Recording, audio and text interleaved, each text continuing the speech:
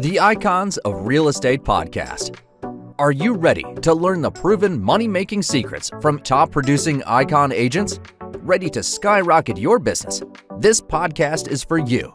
Tune in every week with your host, Tomasz Fonseca, and find out how to implement proven strategies to 10 times your business, from $3 million to $30 million in just 12 months. Brought to you by the Masters in Real Estate Marketing, Arter SEO.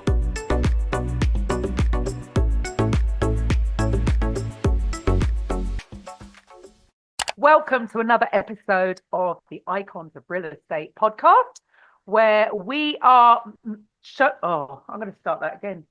Sorry, couldn't get my words out. Let's go again. So, welcome to another episode of the Icons of Real Estate podcast, where we highlight top professionals who are making waves in the industry. I'm your host, Karen Roberts, and today we have Manny Arce. He's a top real estate agent expert in Austin, Texas. So Manny began his real estate career while attending Texas State University, and since 2009, his client-first approach has made him a top producer in the Austin market. Outside of his real estate, he enjoys exploring Austin and giving back through organizations like the Ronald McDonald House Charities. So join me in welcoming the hardworking and community-minded Manny Arce. Thank you for being here. Awesome. Thank you so much for having me. I really appreciate it. Awesome. So first question is really about the inspiration behind. What inspired you to start a real estate career whilst you were still in college, basically? And how has that shaped your approach to this business? Well, I mean, it was kind of like, it wasn't really necessarily my first choice. It was more of a, I was going to school, and my mom actually took me to a real estate seminar, and I thought it was for her, right? Well, long story short, as the thing was wrapping up, she's like, well, we're signing up. And I was like, what? And she's like, well, you're going to university, you need a job, I can't really afford to pay for everything. So plus this would be an opportunity for you to help me and we can kind of work together. So I was like, okay, I guess I'm doing this. Yes. So then I felt like I owed her. So I was like, okay, now I got to do really well in school. And on top of that, I got to do this. And that's kind of how it all started. Right. So thanks, Mum. Exactly. She's still working with me 20 years later.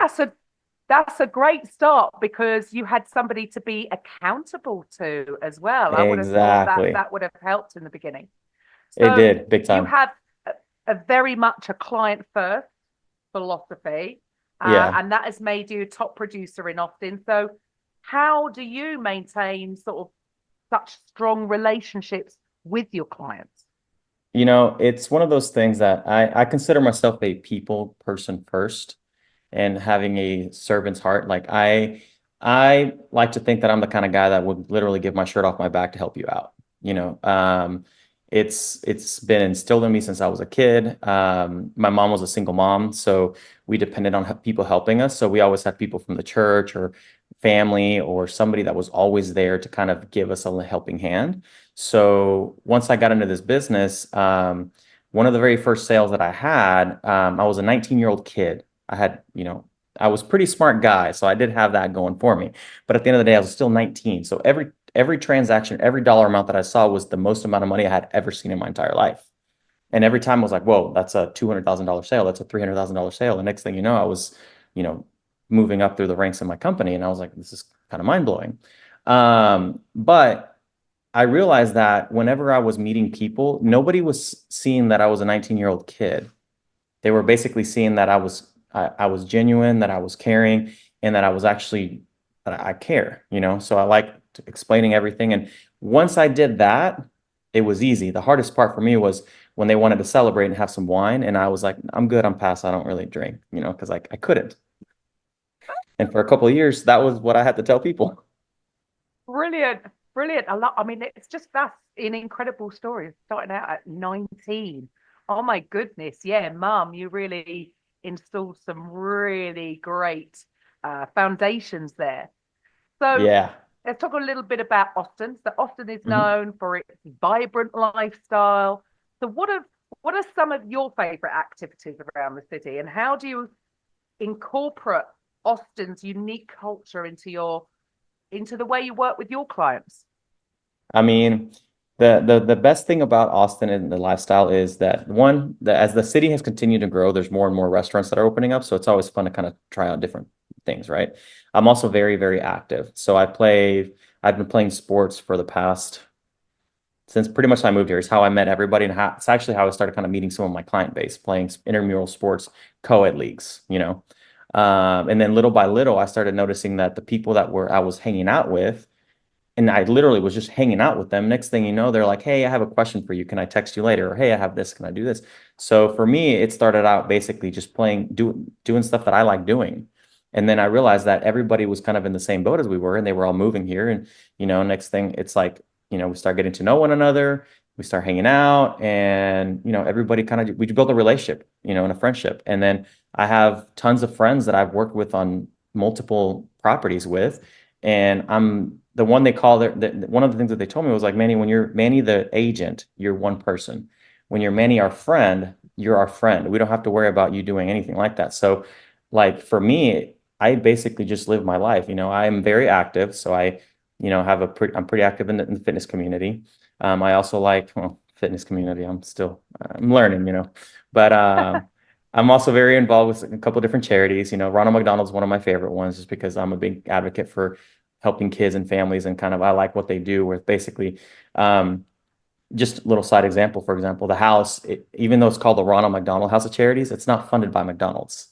Most of the money comes actually from the people and the donors that are living in the areas. And the house, what it does is basically allows families that are getting treatment with kids that have cancer to stay in the house. So they get fed, they have a place to stay, and it helps them out. And most of the money is raised and it stays locally here in the city that you're in, which is one of the reasons why I started kind of gravitating to it.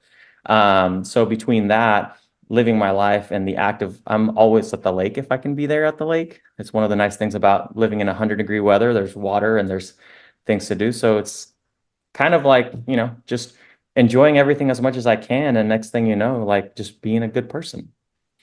Right. Well, you've just incorporated it into your whole lifestyle, it sounds. So Yeah. you're very active in this giving back to the community. So how has your volunteer work with these organizations, I suppose, influenced your perspective on real estate? I mean, it's one, obviously affordability in Austin is one of the biggest issues that we have, because as the economy and, through 2021 and 2022, Austin became like the hot spot for the entire country. It was I could almost count it to the moment when Elon tweeted that he was moving Tesla to Austin. I had sold several houses near where the facility was. I did not know that that's where it was going. But pretty much all those people, their equity went up by like well over $100,000. And it was like you lit a fire in Austin. So, being able to get involved with a lot of different charities is good, because affordability in Austin's hard. So some of the other ones that we focus on are, charities that help, going blank, they're on a blank, Habitat for Humanity, and a couple other ones that basically help kind of like bring people in. So it's one of those things that I feel like I've been very fortunate, because people helped me along the way. And now that I'm in a position where I can kind of start giving back, and I have an ability to know people, it's okay, where can I kind of come in and chime in, and then and help, whether it's financially or time, or, just getting the word out. Brilliant. Well, it all sort of feeds each other. You're doing stuff for the community, and in return, because you've built your reputation around that, that's actually going to help you in the long term. It's all about building relationships. Exactly. So, for the listeners, you say things have sort of spiked then, just goes to show how powerful social media can be. Isn't that incredible? Just from a tweet. But what kind of production did you do, say, last year? How many units did you sell? How's it going over there now? As far as I've never been, and I've gotten into this with my coach several times, because I've never been like, oh, my production's this, my numbers are this. And, I'll tell you this, I was number 36 in my company. out of 500 and something agents. My production was north of 10 million, which in Austin's pretty high. And this year it's been an adjustment. It's been, numbers are down across the country. The prices have adjusted roughly 10+%. But as a whole, I'm still on pace and on track, to do similar to what I did last year. But it's been different, the every year. One of the things that I love about real estate is that it's never really the same. Every transaction is different and every year is different, if you would have asked me in 2021 if I had the guts to write an offer that was $100,000 or $200,000 over asking price, I would have said, no, I don't have the guts to do that, because that's just, it's nuts. We don't see this in Austin, multiple offers meant 5,000, 10,000, 25, but when I started writing offers that were $200,000 over asking and I was losing, that said a lot, because I'm writing an offer where somebody is going $200,000 over asking, they're waiving appraisals, they're waiving everything, and we're still not landing this house. There's a change. So every year it brings in something different. This year it's been a rough year, but we're still moving along. I'm still up there in the company. I was nominated as a Platinum Top 50 finalist agent here in Austin. So for last year, the nominations were just turned in this year. So I don't know if I'm going to make it this year, but hopefully I will. But yeah, I mean, last year I think we were around $12 million in production, and then this year tracking to hopefully doing the final push to get there as well. Last quarter, come on, money. Exactly. So what's next? What are your goals, and what kind of a legacy would you like to have? It's kind of great that you say the word legacy, because that's actually one of the things that kind of motivate me. I have a list that I started whenever I was like 15, 16 with my cousin, and I've kept this list, and we called it our life list. And it's one of those things where we put things that we wanted to do. I mean, it had cool stuff like, swim with sharks and that kind of stuff to give back. About 5 years ago, I started doing my first scholarship where we were donating money to a local kid here in Austin that basically would help them, give them a little bit of money. But I did it with the emphasis of basically, I'm giving you money, but at the same time, I'm giving you my information. I may not know everything, but I know people that do. So let's connect. So for me now is continuing obviously to work on my business and improve. I also have some side projects that I want to do. I've done some stuff with the American Dream TV, and that for me it's a fun side. I get to kind of showcase my personality and show what I'm passionate about, the city of Austin and kind of everything that comes with it. And then philanthropic stuff. I'd rather be remembered more for that than kind of the other stuff that I did. So being able to kind of help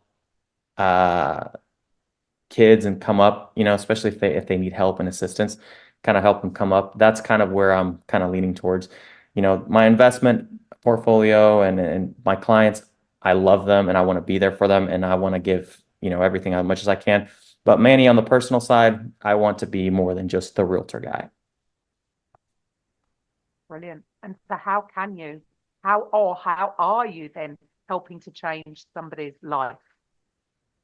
It's a lot of times it boils down to, in my opinion, I think, to just the little simple things like a hello and a goodbye goes a long way. Everybody has a battle that they're dealing with that you don't necessarily know what they're going through, and it's one of those things that it starts with just that, you might change someone's day. It's like there was a saying that I heard a long time ago that kind of stayed with me about this man that wanted to change the world for the better. He wanted to do everything, but then he tried changing the world and he realized the world was too big. And then so he started changing kind of like the state, and the state was too big, and then basically doing a lot till he changed himself. And then by little changed, somewhere, changed the city, changed the state, and, everything grew. And so right now I think it's a matter of, times across the country are hard, prices are high and everything like that. I think it's just a matter of just coming in and just providing some kindness along the way, and then just showing people that, hey, you know what, even if you feel like you can't donate financially to something, you can come in and lend a helping hand, and and that's going to change someone's life in a better way. And you don't know if that one little thing that you did for that person is going to change them in a way that they're going to be like, hey, you know what? my life can do this and I can focus and go in this direction. So I think it just boils down to being able to do what you can do. Everybody does it on a different Yeah, level. 100%. And it's all about the ripple effect. So you're showing up, you're serving, you're doing loads in your community. And yeah, that's gonna change things anyway. Exactly. So our last question is always the same. It's more of a fun question because here at Icons, we're not just a podcast, we're the number one real estate podcast network, and we are absolutely passionate about making podcasting accessible to everyone in the real estate industry. So if you had your own podcast, what would you call it? Oh man, I love it. So obviously I like talking, and I'm passionate about sharing information. So for me, it would be Manny's Minute. Manny's And Minute. yeah, and I've recorded a few, but I'm, trying to get it going and perfect it. But I like the idea of it because I think people are so interesting, and it's nice to kind of just talk. And as much as I love talking real estate and kind of explaining, and I have some great friends of mine that I was out with them one day, and they were engaged, and then they let me know that they had not decided on how they were going to get married or where they were going to get married. And I said, let me officiate your wedding. And they're like, what? I'm like, you can do that? I'm like, yeah. I mean, I didn't know if I could do that or not. I mean, we were out and it was a Sunday fun day. And sure enough, I looked it up and I was like, oh, I can do this. I signed up. I did what I needed to do. But at the same time, I was working with them find a house. So not only did I find them their house, negotiated their house, a couple weeks later, I officiated their wedding. And then it's because of real estate, it's not even because they were literally trying to find a place where they were going to live. And I was like, hey, you know what? I'll officiate your wedding. I have another friend of mine that same thing. They're clients of mine, and I helped them sell their house, and they bought another house, and I officiated their wedding as well. So that's why I was like, you know what? Manny's Minute. It's my minute Oh, to there share you just things that happen in go. my world, in my life, and some educational content, but at the same time, hey, show you the lighter side of things. Excellent. Love that. Oh, well, we look forward to hopefully that's coming through. Brilliant. So for the listeners, how would they reach you? How can they reach out to you if they're looking to buy or sell in Austin? So a couple of different ways. If you want to reach out to me through my socials, I do have Instagram, YouTube, and all of that, and it's the Manny Arce, ARCE.